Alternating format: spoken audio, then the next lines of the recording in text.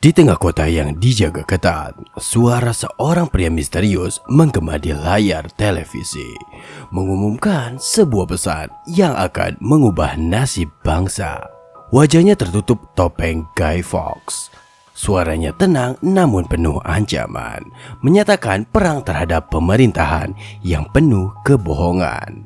Sementara itu, rakyat hidup dalam ketakutan dan satu malam yang tampak biasa berubah menjadi awal dari revolusi.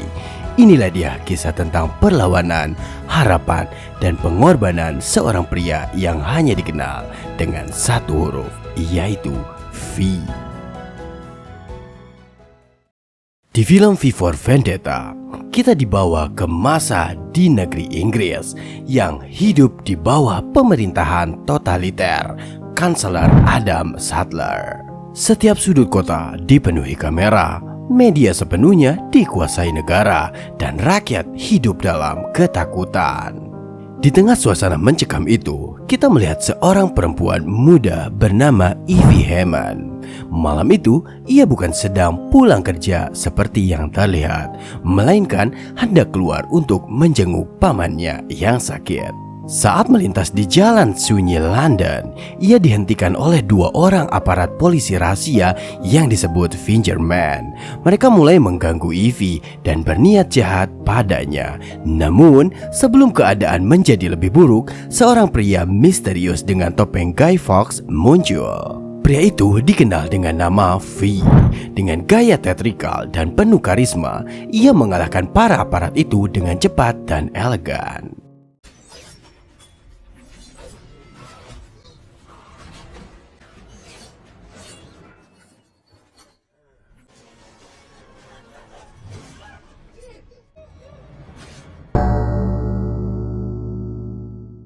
Setelah menolong Evie, ia mengundangnya untuk menyaksikan sesuatu yang ia sebut sebagai orkestra. Evie mengira akan dibawa ke sebuah konser, tetapi V membawanya ke atap gedung dengan pemandangan megah kota London di malam hari. Di atas sana, V mengangkat tongkat seperti seorang konduktor. Lalu dari kejauhan terdengar musik klasik mengalun. Tiba-tiba, kembang api dan ledakan spektakuler menghiasi langit London. Gedung pengadilan ikonik Old Bailey meledak menjadi simbol awal perlawanan terhadap pemerintahan tirani.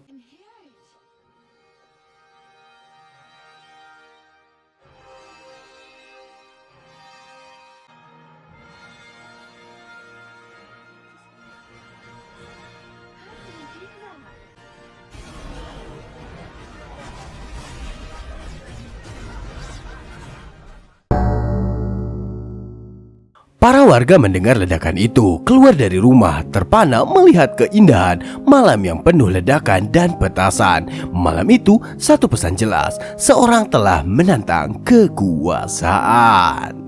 Keesokan harinya, seluruh media dikuasai pemerintah. Mereka menutupi insiden Old Bailey dengan mengatakan bahwa ledakan itu adalah perencanaan terkontrol, bukan aksi teroris. Pemerintah berusaha menenangkan rakyat, tetapi rasa penasaran sudah menyebar. Di sisi lain, kita dikenalkan dengan Inspektur Eric Vince, seorang penyelidik senior yang mulai menginvestigasi kasus V.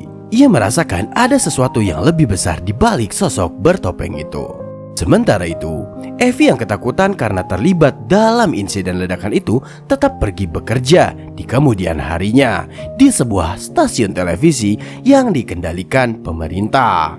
Dan saat itu pula, V menyusup ke gedung televisi tersebut dengan menakut-nakuti para pegawai televisi dengan bom yang ada di tubuhnya. Dengan cerdik, ia membajak siaran nasional, menyampaikan pidato berapi-api kepada seluruh rakyat Inggris.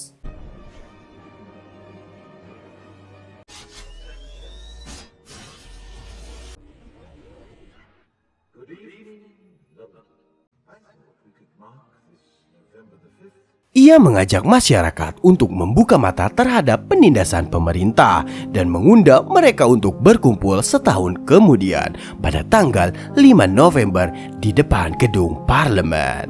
Namun, aksi itu memicu perburuan besar-besaran. Aparat berhasil mengepung stasiun TV.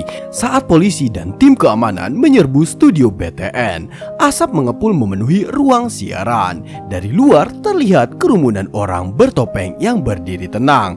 Tapi itu bukan hanya V seorang. V telah menyiapkan jebakan. Sejumlah karyawan stasiun diberi topeng dan jubah yang sama dan diposisikan sebagai umpan untuk membingungkan aparat. Saat petugas memaksa semua yang ada di dalam untuk berlutut, salah seorang karyawan yang berpura-pura menjadi V berlutut, bukan sang pria bertopeng yang sesungguhnya. Ketika teka-teki itu terkuak, V yang asli tiba-tiba mengungkapkan dirinya dan kekacauan meledak. V menyerang pasukan keamanan dengan kecepatan dan ketepatan yang mengerikan, memaksa jalan keluarnya dari kepungan. Di tengah situasi genting, V hampir tertangkap ketika seorang aparat menodongkan pistol ke arahnya dari belakang. Ia mengangkat tangan, terlihat tak berdaya. Tapi dari belakang, Ivy muncul, menepuk pundak aparat itu dan menyemprotkan cairan yang membuatnya kehilangan kendali. Sayangnya, aksi itu membuat Ivy dipukul keras hingga pingsan. V pun tak punya pilihan selain membawa Ivy ke markas persembunyiannya. Tak puas menutupi peristiwa Old Bailey, pemerintah melalui media resmi kembali menebar kabar palsu. Dalam tayangan berita disiarkan bahwa semua ancaman teroris termasuk peran V telah berhasil ditumpas. Klaimnya si teroris kini telah tewas dan keamanan telah kembali pulih. Saat tersadar, Ivy berada di ruang bawah tanah penuh buku, musik klasik, dan karya seni. V merawatnya di sana, namun Ivy merasa takut karena ia kini menjadi buronan pemerintah.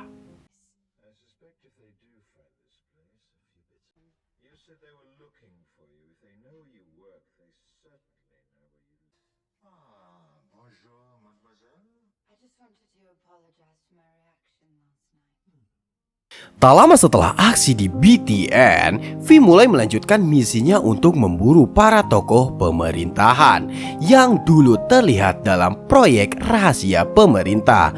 Target pertama adalah Louis Prothero, mantan komandan militer yang kini menjadi pembawa acara televisi terkenal sekaligus corong propaganda pemerintah. V menyusup ke apartemen Louis di tengah malam. Ia menyerang Louis di kamar mandi dan memaksa pria itu mengingat masa lalu kelamnya.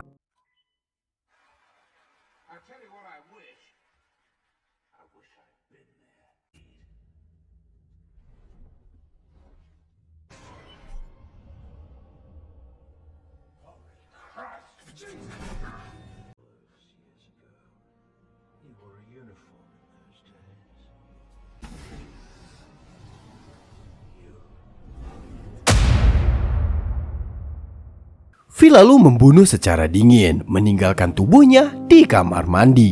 Namun, pemerintah tidak ingin rakyat tahu kebenarannya. Di media nasional, mereka mengumumkan bahwa Louis meninggal karena serangan jantung. Sebuah kebohongan untuk menutupi keberadaan V. Sementara itu, Ivy perlahan mulai membuka diri. Dalam satu adegan emosional, Ivy di markas V bercerita tentang masa kecilnya. Ia menceritakan kematian adiknya yang membuat orang tuanya menjadi aktivis politik. Ketika Sattler naik menjadi kanselir, orang tuanya ikut memprotes perang dan kebijakan pemerintah. Malam itu, pasukan keamanan menyerbu rumah mereka. Ivy kecil disuruh bersembunyi di kolong tempat tidur. Dari sana, ia melihat ibunya diseret paksa, jeritannya menggema, meninggalkan trauma mendalam. Target berikutnya adalah Pastor Lilliman, seorang pejabat gereja yang berpura-pura suci namun sebenarnya predator seksual. V memanfaatkan Ivy untuk menyamar sebagai korban muda agar bisa mendekati Lilliman. Saat Lilliman mulai menunjukkan niat busuknya, V muncul dari bayang-bayang dan mengungkap kebejatan sang pendeta.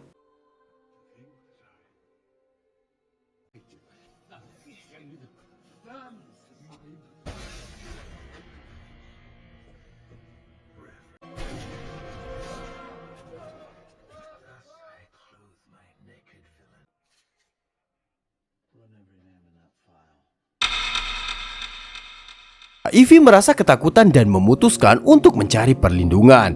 Ia pergi ke rumah temannya Gordon Dytridge, seorang pembawa acara TV eksentrik yang diam-diam menentang pemerintah. I didn't know where else to go.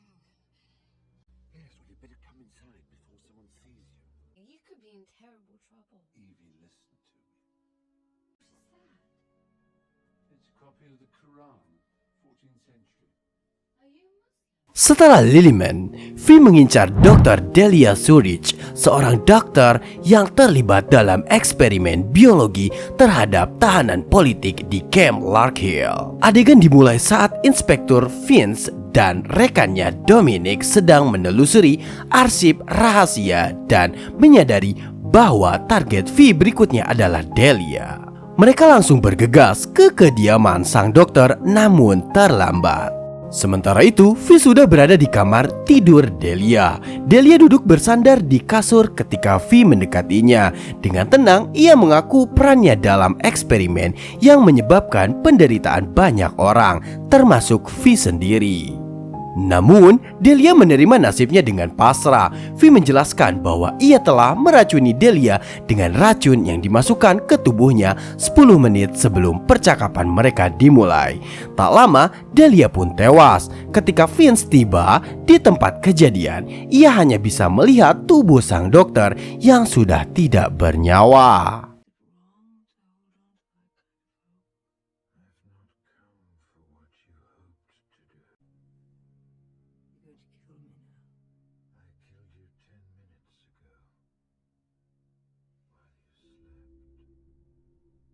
Suasana malam di rumah Gordon di ruang tamu terasa berbeda. Meja rapi dan botol minuman tergeletak di atasnya. Gordon menuangkan minuman ke 2 gelas dengan senyum kecil lalu menyerahkan kepada Ivy. "Ini apa?" tanya Ivy penasaran. "Kita merayakan," jawab Gordon dengan santai. "Merayakan acara TV baruku." Ivy terdiam menatap layar televisi yang mulai menyala. Di layar, Gordon muncul sebagai pembawa acara komedi. Tapi kali ini isinya bukan sekedar lelucon biasa. Acara itu terang-terangan mengejek Kanselir Sattler, pemimpin negara yang terkenal kejam. Adegan parodi menampilkan aktor bertopeng Guy Fawkes, membuat penonton tertawa di studio. Namun tawa itu tak menular pada Ivy. Dia hanya terdiam merasakan ketegangan di balik komedi tersebut. Di balik layar, sang kanselir yang menonton parodi itu justru dipenuhi amarah. Kamera memperlihatkan tangannya yang menggenggam gelas dengan kuat, hingga gelas itu pecah di genggamannya. Raut wajahnya tak ditampilkan, namun kemarahan itu terasa mengancam. Bagi rakyat, acara ini mungkin hanya lawakan lucu, tapi bagi Sattler, ini adalah penghinaan yang tak bisa dibiarkan. Dan malam itu, tanpa mereka sadari, tawa di televisi justru menjadi awal dari tragedi yang akan menimpa Gordon. Namun, tak lama setelah itu, rumah Gordon digerebek aparat. Ivy pun tertangkap dan dibawa ke fasilitas penahanan rahasia. Di sana, kepalanya digunduli dan dipaksa mengungkap lokasi V. Meski disiksa habis-habisan, Ivy menolak menyerah. Di penjara itu, ia menemukan sebuah surat dari seorang wanita bernama Valerie, seorang korban pemerintah yang dihukum hanya karena orientasi seksualnya. Surat itu memberikan Ivy kekuatan untuk tidak menyerah. Namun, kejutan besar menanti. Semua siksaan itu ternyata hanyalah ujian yang dirancang oleh V untuk membebaskannya dari rasa takut. Ivy merasa dikhianati dan menangis sedih karena mengira telah benar-benar disiksa.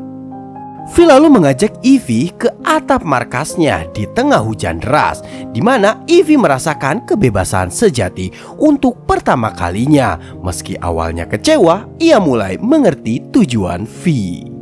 V kemudian memberi Evie pilihan untuk pergi. Ia meminta agar Evie mau kembali sebelum tanggal 5 November, tepat sebelum aksinya dimulai.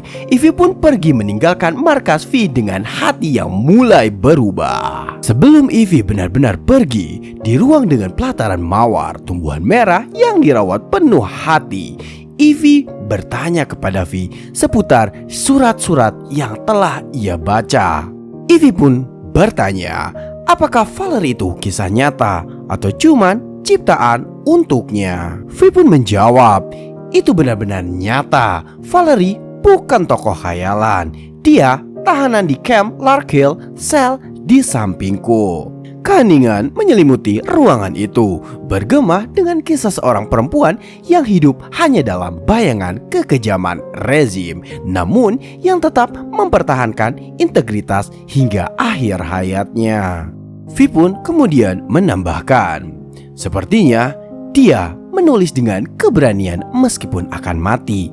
Kini dia hidup melalui keindahan bunga ini. Adegan ini menandai titik balik dalam transformasi Evie dari kebingungan jadi semangat, mengerti bahwa makna sebenarnya ada dalam kebenaran yang pahit, bukan dalam narasi yang dibuat-buat. Di sisi lain, Kanselir Adam Sattler, pemimpin diktator Inggris, semakin marah dengan kegagalan menangkap V. Ia mengadakan rapat darurat dengan semua pejabat tinggi negara, menekan mereka agar menghentikan pemberontakan. Situasi pemerintahan mulai kacau. V yang semakin dekat dengan tujuan akhirnya mulai bergerak dengan cara yang lebih licik. Ia menyamar sebagai Rockwood, seorang informan yang sudah lama mati, untuk bertemu dengan Inspektur Finch. V memberikan gambaran lengkap tentang kebusukan pemerintah, eksperimen manusia di Camp Larkhill, propaganda media, dan kebohongan yang dipelihara oleh Sattler.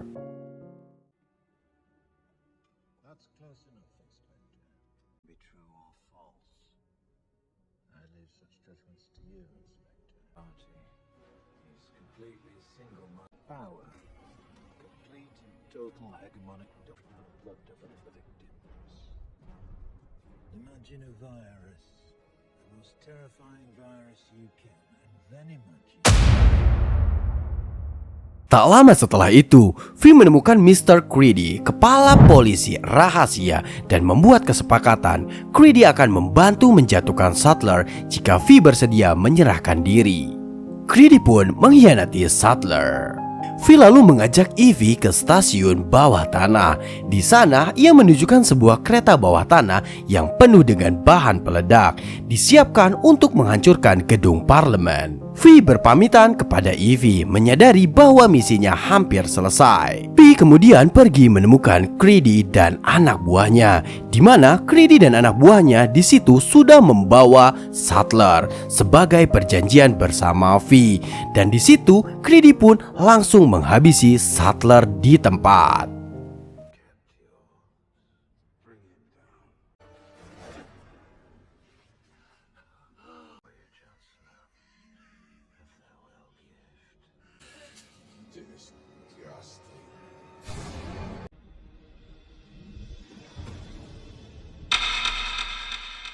Creedy menuntut V membuka topengnya, namun V menolak. Creedy pun lalu memerintahkan pasukannya untuk menembaki V tanpa ampun.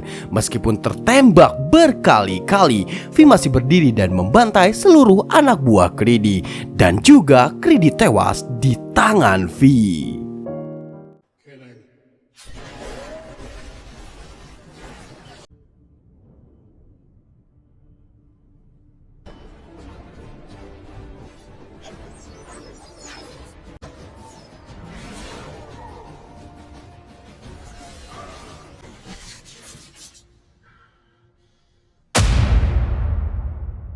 Setelah pertempuran berdarah itu, V yang sudah sekarat kembali ke Evie. Evie lalu meletakkan jasad V di dalam kereta berisi bahan peledak.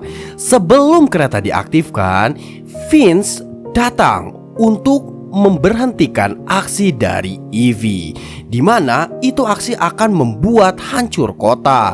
Tetapi di situ Evie menjelaskan bahwa ini sudah waktunya dan menjelaskan pengorbanan dari Vi untuk negeri ini. Dan penuh keyakinan, ia menarik tuas pengungkit mengirim kereta itu menuju gedung parlemen. Pada malam tanggal 5 November, ribuan rakyat Inggris berkumpul mengenakan topeng Guy Fawkes, menyaksikan gedung parlemen meledak dengan indah. Di tengah ledakan itu, rakyat bersorak menyadari bahwa simbol tirani telah runtuh. Vi mungkin telah tiada, namun semangatnya hidup dalam hati mereka semua.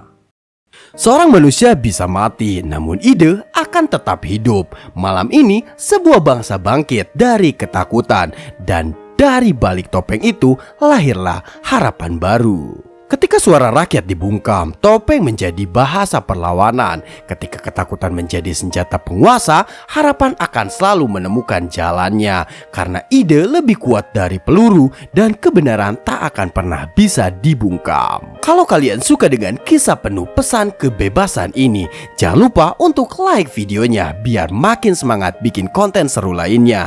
Tulis pendapat kalian tentang film ini di kolom komentar. Apa makna paling kuat yang kalian tangkap dari kisah Vi dan Evie, dan pastinya subscribe channel Sinotoy agar enggak ketinggalan rangkuman film keren lainnya.